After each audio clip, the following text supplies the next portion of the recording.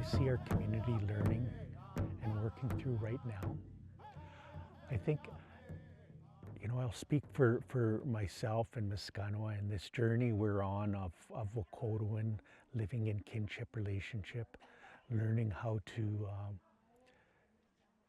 not just create and implement indigenous parallels, but understand them. I think, it's new to us too because we're colonialized people because we think Western, you know, learning the traditions and teachings of the songs are challenging.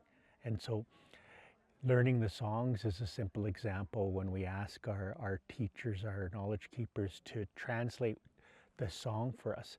You'll hear the song and then you'll hear the Cree words in the songs. And then you say, okay, well, tell me about the song. Teach me about the song. And then they'll tell you a story. And the story is about the song, where it came from, what it means, what it's intended for.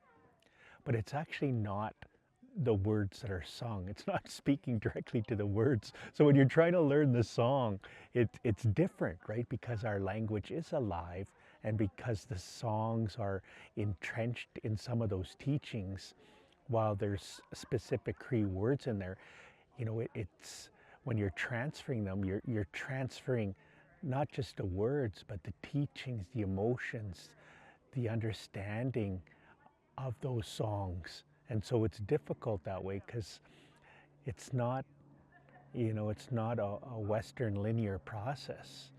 It's very relational. And so you have a relationship with the song. And so it's hard for young people, including myself today, to understand the heart and teachings of those songs without first understanding the relationship of that song. So it's a challenge, but it's one that we embrace. Whoa, challenging times. I guess we can go back to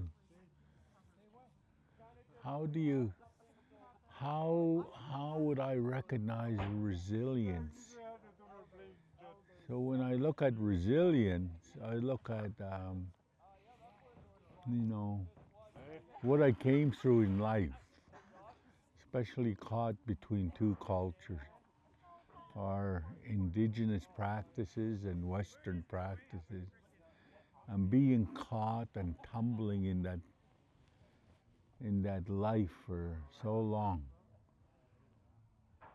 You had to survive that fault area that you're in. You had to survive. And being able to survive and come out of it with an understanding of both practices to make a good life, I think that was what I was able to survive with. So that's sort of what I'm looking at, is that resiliency. How can we give the young people that resiliency so that they can survive the same way we did? I was involved with this association, and the leader of that association, he was an AFN leader at the time, and we had a lot of discussions, political discussions about Indian politics and Indian governing ways and all that kind of stuff. And one thing he mentioned was, he said, it's going to take at least 3 generations for enough of our people and our leadership, especially, he said, to get well. And that always stuck in my mind. And that seemed to be a driving force of getting people well as much or as fast as possible. I believe the Creator is guiding this movement toward the future of wellness for our people. I think our community, one of the biggest challenges in my opinion right now is addiction. And it's hard for me because I know it's beatable, but it's hard to watch the young people just go in the same circle, and you just want to grab them and say, you can do this, believe me. But they have to want it themselves and work towards being free of addiction. Mm-hmm. I think I would really push for creating a like a healing community where we can bring families out here that can stay out here for a week and learn not only traditional and cultural values, but guide them and tap into the land, you know, the energy of the land, the life of the land.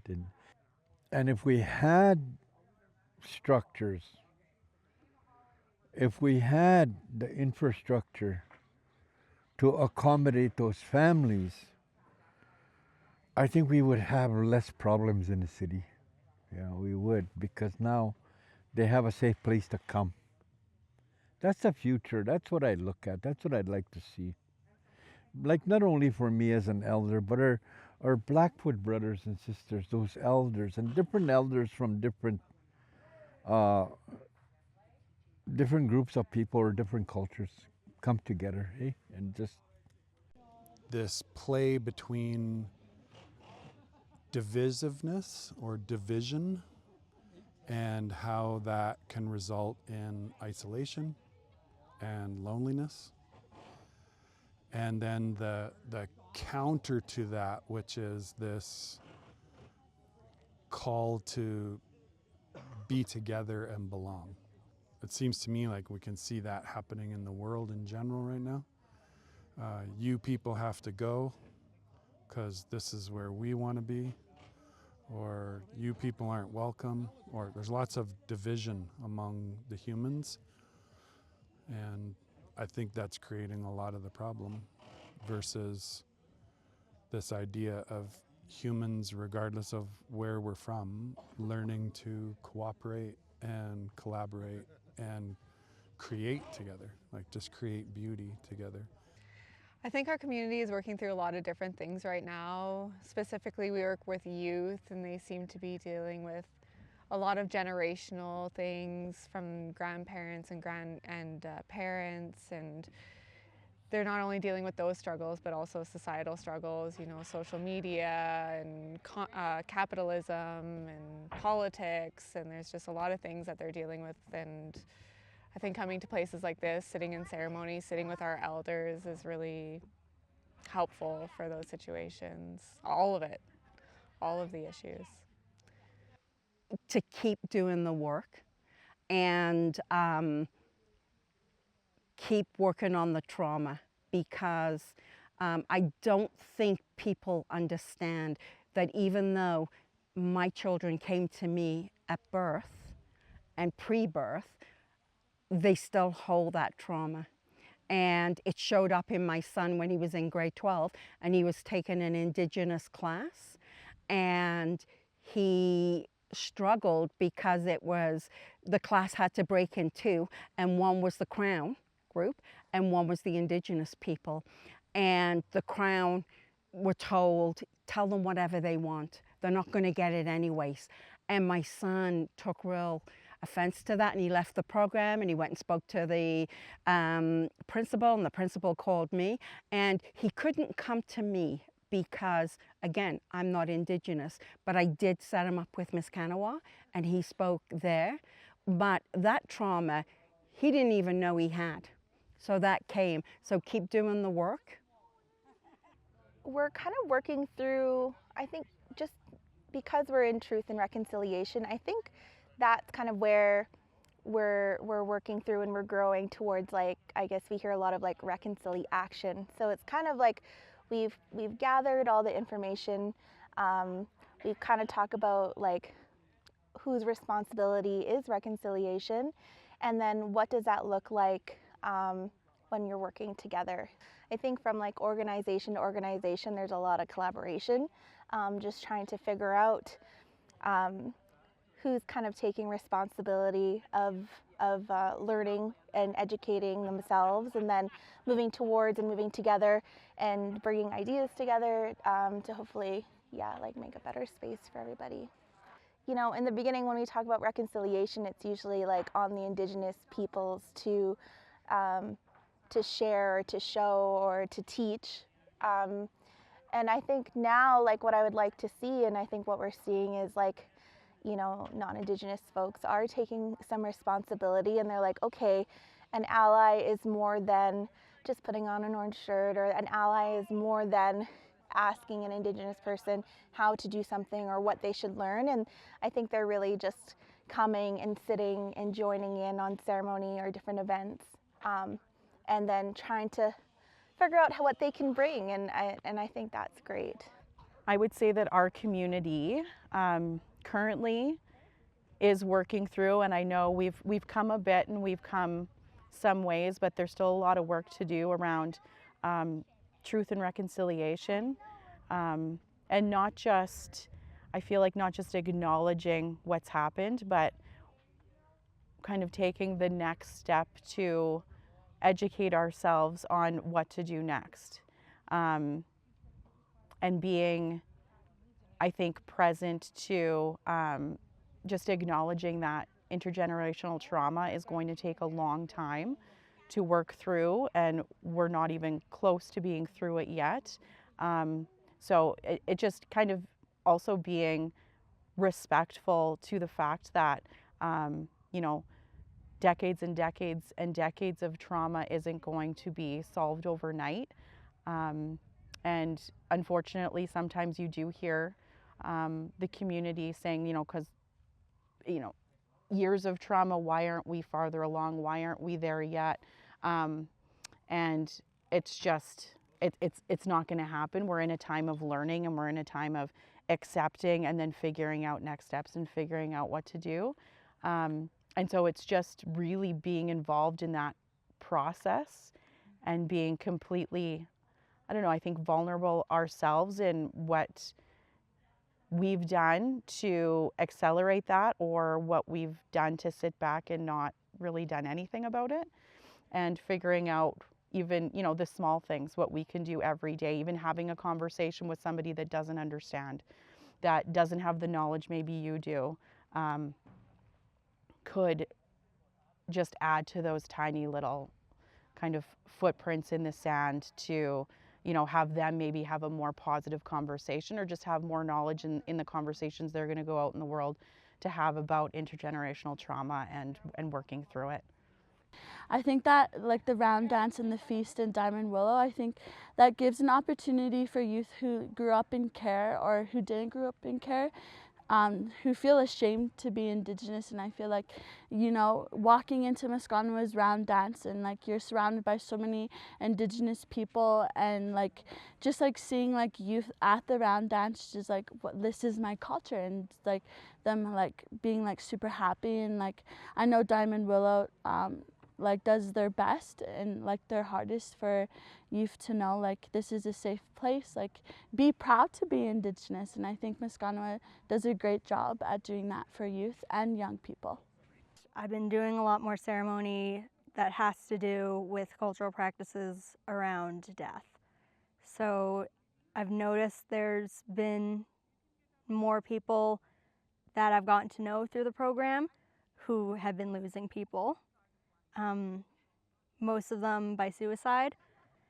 So that's just kind of something that I'm working through right now, is kind of a little bit more of an understanding about how my culture views death.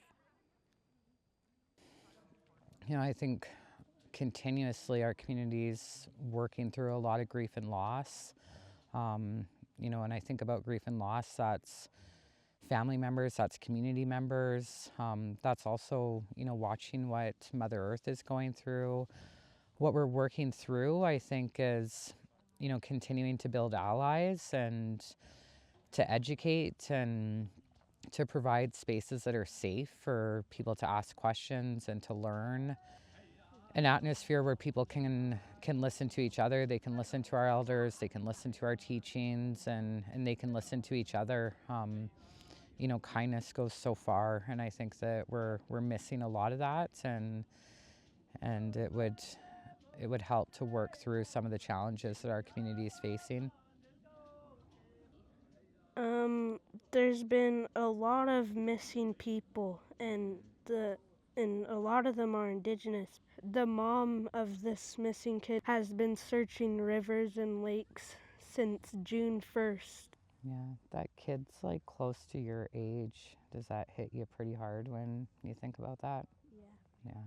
A lot of people and a lot of families, like, you know, Indigenous people in Canada are sort of always at risk. The country's not necessarily designed for these people to thrive. And so because of this, you see a lot of issues with homelessness, substance abuse, things like this, like these systemic problems that have been carried down, you know, intergenerationally. And we still see it today, like the effects of it consistently, the amount of people that need housing support, the amount of people that are struggling with just day-to-day living because of, you know, obstacles that are in the way. You see the young ones coming into it, and then they grow up with it. And so they're learning this, and this way we can bring the culture back, because for so long, you know, it was illegal to practice these ways. It was illegal to speak your language. It was, you know, pretty much all banned. You see the struggle in all of us. Everyone has a struggle. And Misconawal really has such a great way, like, you bring one person in and they're able to connect to their community members. One person brings another person from their family. Suddenly you have the whole family connecting to different parts of Misconawal. And yeah, it's really beautiful. One thing that my that my Mushrooms taught me growing up is he said we have a really important role as our generation, because, you know, times before them, we're still, you know, a lot of healing to do from you know, from adversity there. And it's an interesting generation, because we help bridge to, you know, where, you know, our young ones, like, we're, you know, growing up, we were so close to seeing, and I've seen lots of trauma, you know, stemming from you know, residential schoolings and those unfortunate things. So you know, being able to pave the, you know, they're able to sacrifice, and we're able to help pave the way for the younger generations. It's truly a blessing to be a part of that. And I guess I just, you know, always think of that. You know, you can't save everyone, but if I just save one person, that's a whole generation. So to me, that's pretty special to be a part of. So I just wanted to mention too, you know, we gotta really credit the elders as well. Because, you know, even the trauma that they went through, they pushed through to have this patience and taking the time to teach our younger generations about the culture, to carry it on. And, you know, at the end of the day, it's them that really keeps this community together, because without them we wouldn't be able to learn this. And the elders that we do have working with Misconawal are nothing in parallel of amazing. Like, that's very grateful for them.